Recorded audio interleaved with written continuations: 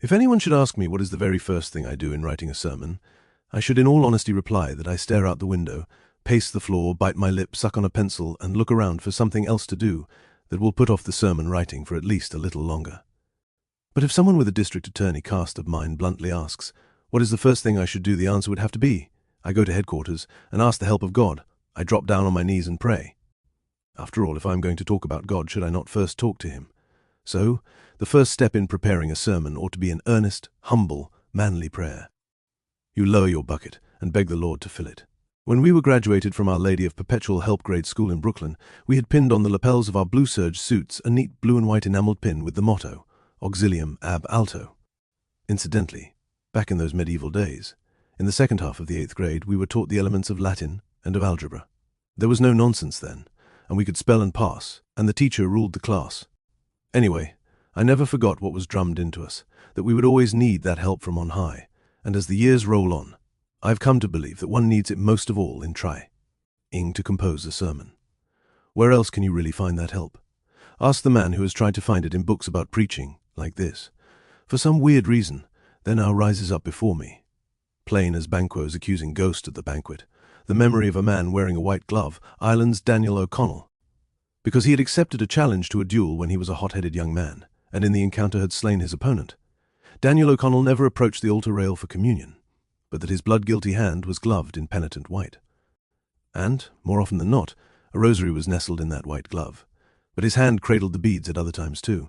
One day when O'Connell was pacing back and forth in a corridor of the House of Commons, a fellow Irishman came bursting out of the chamber and spied him. "Glory be to God, O'Connell," he exclaimed. "What are you doing out here? Don't you know that in a little while your country's fate will be decided in there?" O'Connell unclasped the hands folded behind his back and disclosed a little string of black beads. "Maybe I'm doing more for Ireland out here," he said, "than all the rest of you in there. Soon I shall go in there and make my speech, but I am asking the Mother of God to put the words on my lips." And she did, because O'Connell became known throughout Ireland as the Great Liberator. The reasoning for prayer behind preaching is not complex. It is simplicity itself. Before we stand in the pulpit to speak, we should first sit at our desk to write. But before we sit at our desk to write, we should get down on our knees to pray. A sermon is a spiritual motor, and as such needs the spiritual fuel of God's grace. The gas pump is prayer.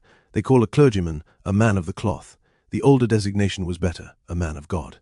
Thomas Carlyle, that sour, dour, dyspeptic Scotchman, once acidly said about his pastor, "What this parish needs is a man who knows God other than by hearsay."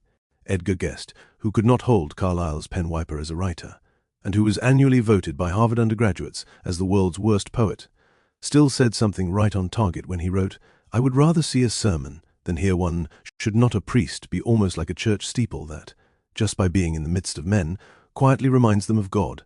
Even pagan old Aristotle was unconsciously strumming the same string when he wrote, "The character of the speaker is his most powerful weapon of persuasion." The horrible opposite was best phrased by one who was certainly no ascetic, King Louis the Great.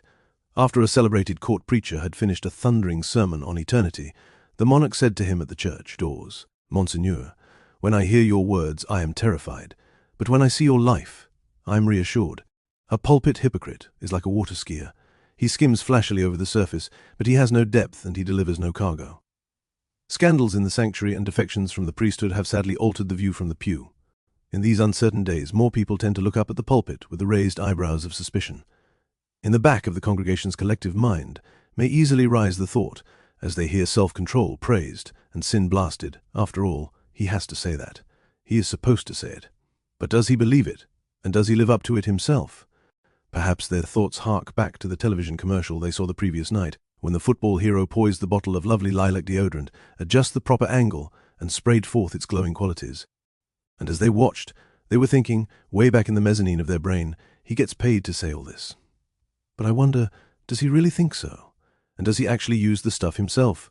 Is it rash judgment to think that the faces looking up from the church benches sometimes wonder the same thing about us?